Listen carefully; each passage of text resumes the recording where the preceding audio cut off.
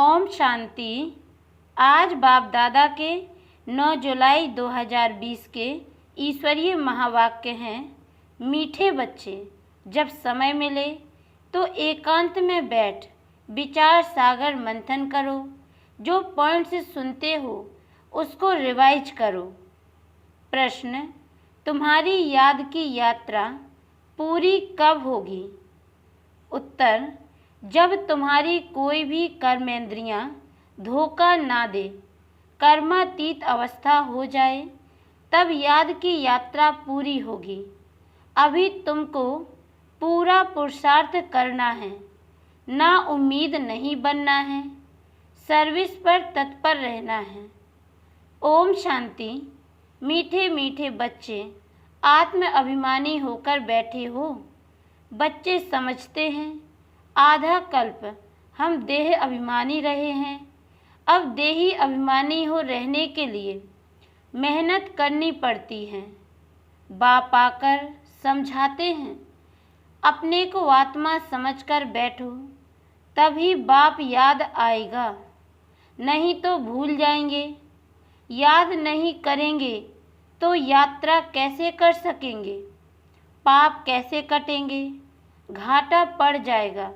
यह तो घड़ी घड़ी याद करो, यह है मुख्य बात। बाकी तो बाप अनेक प्रकार की युक्तियां बतलाते हैं।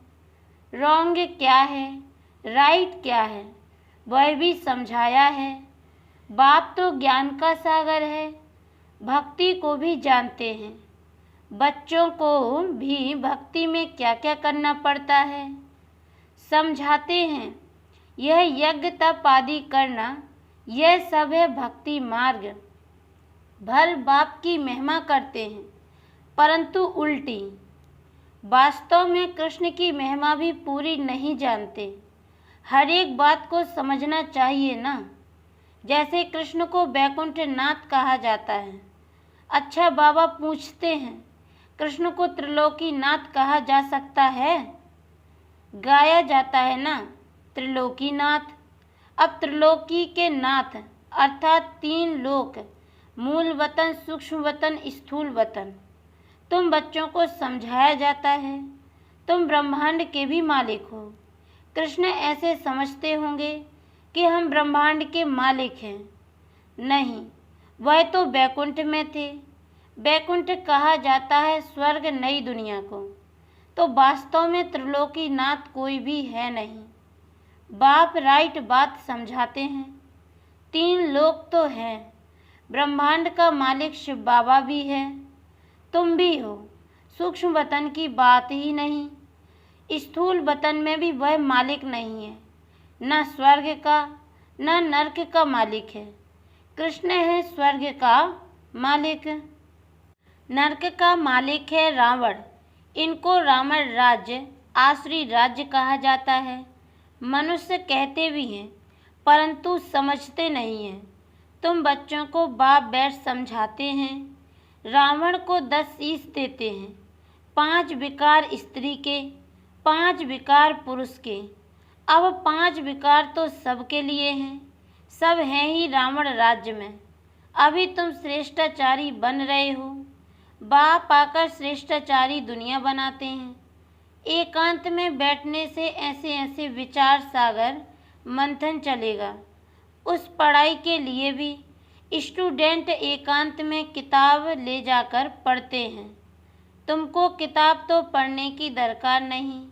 हाँ, तुम पॉइंट्स नोट करते हो, इसको फिर रिवाइज करना चाहिए। यह बड़ी गुह्य बातें हैं समझने की। बाप कहते हैं ना, आज तुमको गुहेते गुहे नई नई पॉइंट्स समझाता हूँ। पारसपुरी के मालिक तो लक्ष्मी नारायण हैं। ऐसे भी नहीं कहेंगे कि विष्णु हैं।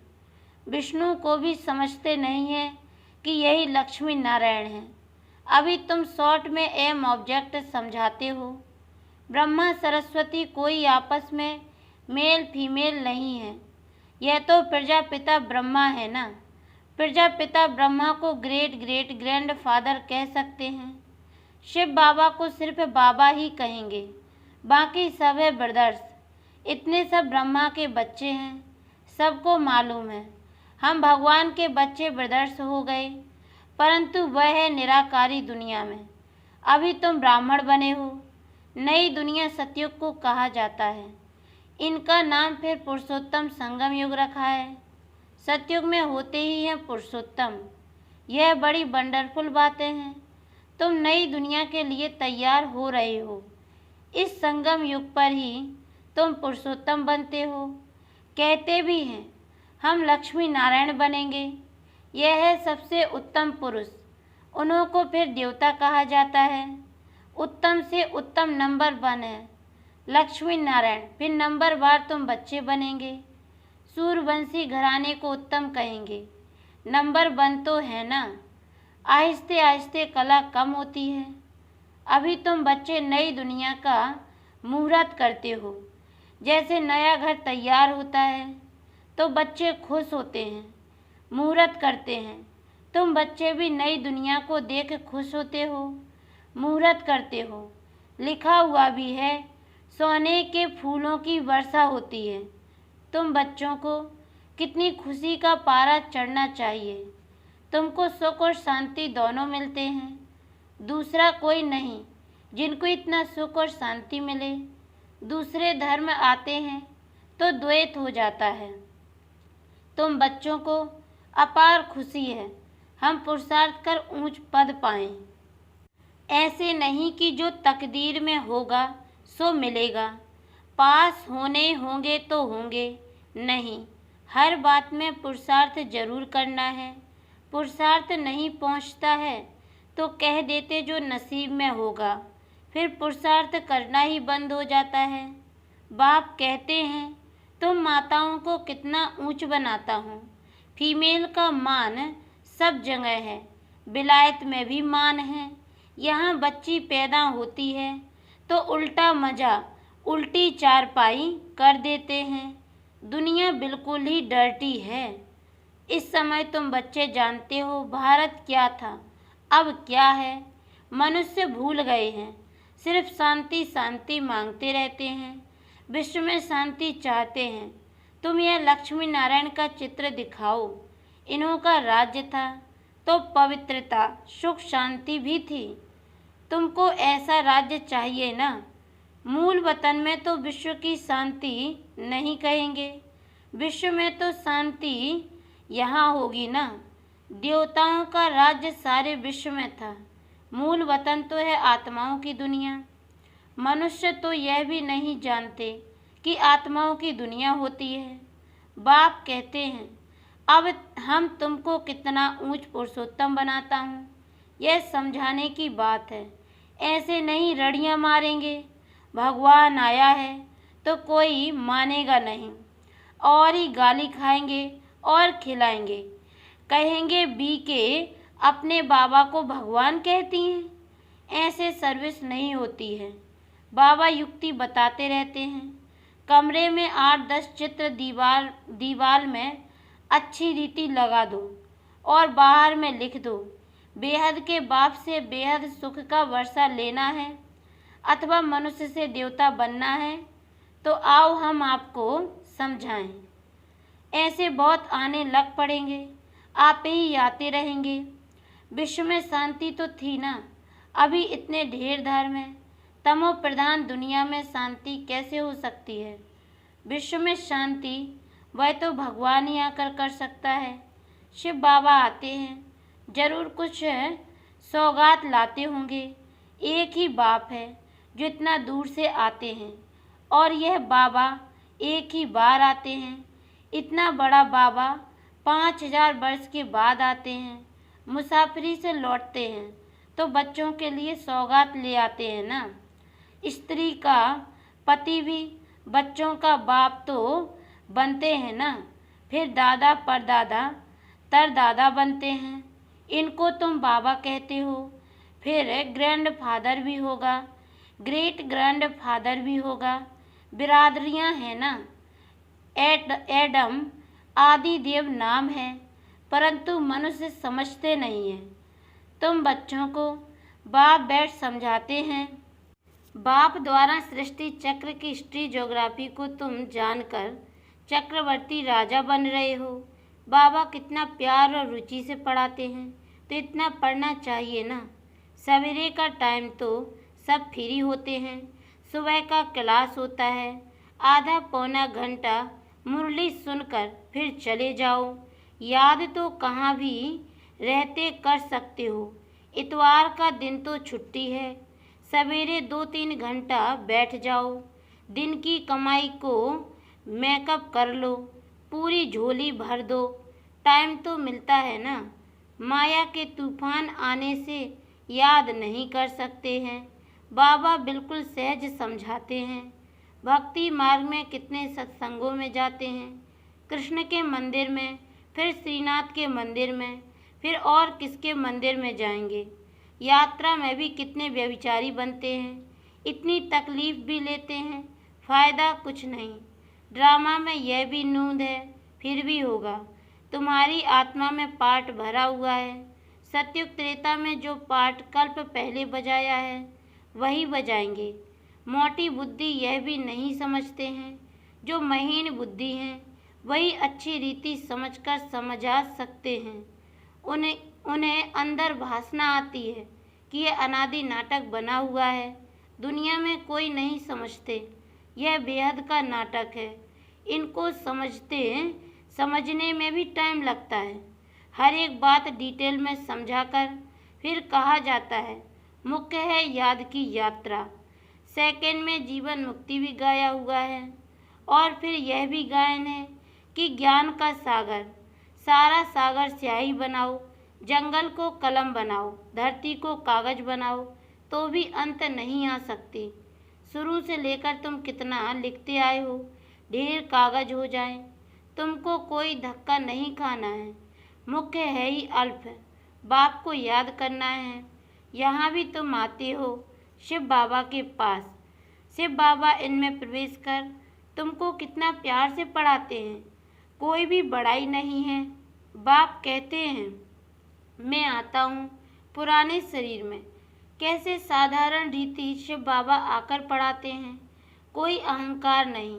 बाप कहते हैं तो मुझे कहते ही हो बाबा, पतित दुनिया पतित शरीर में आओ, आकर हमको शिक्षा दो। सतयुग में नहीं बुलाते हो कि आकर हीरे जवाहरातों के महल में बैठो, भोजन आदि पाओ। शिव बाबा भोजन पाते ही नहीं हैं। आगे बुलाते थे कि आकर भोजन खाओ, 36 प्रकार का भोजन खिलाते थे। यह फिर भी होगा, यह भी चरित्री कहें। कृष्ण के चरित्र क्या हैं? वह तो सतयुग का प्रिंस है, उनको पतित पावन नहीं कहा जाता। सतयुग में यह विश्व के मालिक कैसे बने हैं, यह भी अभी तुम जानते हो। मनुष्य तो घोर अंधियारे में है, अभी तुम घोर रोशनी में हो। बाप आकर रात को दिन बना देते हैं। आधा कल्प तुम राज्य करते हो तो कितनी खुशी होनी चाहिए।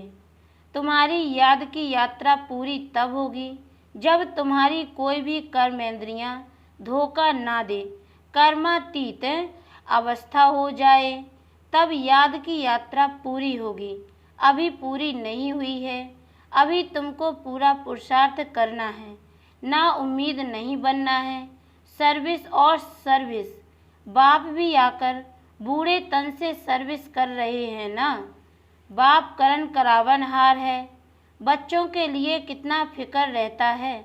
यह बनाना है, मकान बनाना है। जैसे लौकिक बाप को हद के ख्यालात रहते हैं, वैसे पारलौकिक बाप को बेहद का ख्याल रहता है। तुम बच्चों को ही सर्विस करनी है। दिन प्रतिदिन बहुत सहज होता जाता है। जितना विनाश के नज़दीक आते जाएंगे उतना ताकत आती जाएगी। गाया हुआ भी है, भीष्म पितामह आदि को पिछाड़ी में तीर लगे, अभी तीर लग जाएं तो बहुत हंगामा हो जाए, इतनी भीड़ हो जाए जो बात मत पूछो।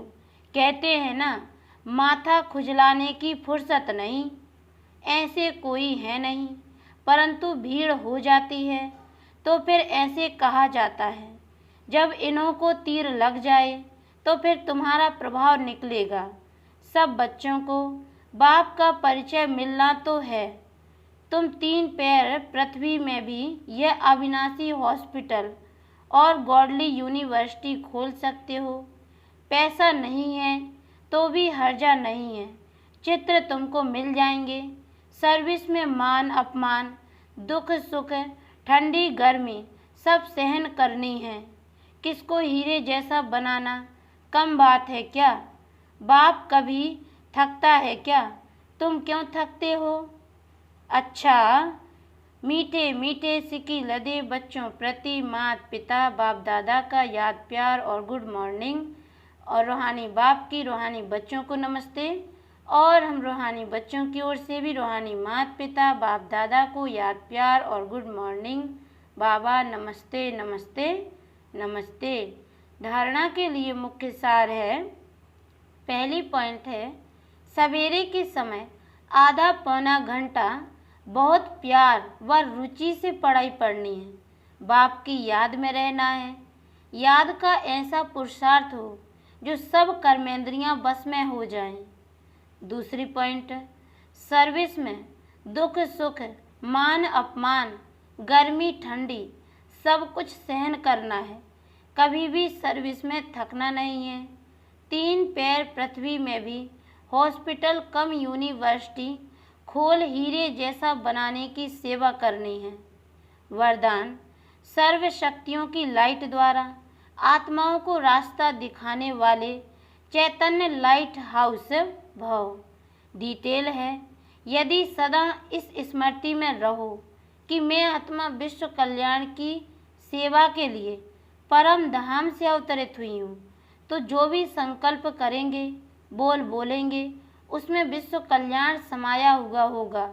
और यही स्मृति लाइट हाउस का कार्य करेगी। जैसे उस लाइट हाउस से एक रंग की लाइट निकलती है, ऐसे आप चैतन्य लाइट हाउस द्वारा सर्व शक्तियों की लाइट आत्माओं को हर कदम में रास्ता दिखाने का कार्य करती रहेगी। स्लोगन है, स्नेह और सहयोग के साथ शक्ति रूप बनो तो राजधानी में नंबर आगे मिल जाएगा। अच्छा, ओम शांति।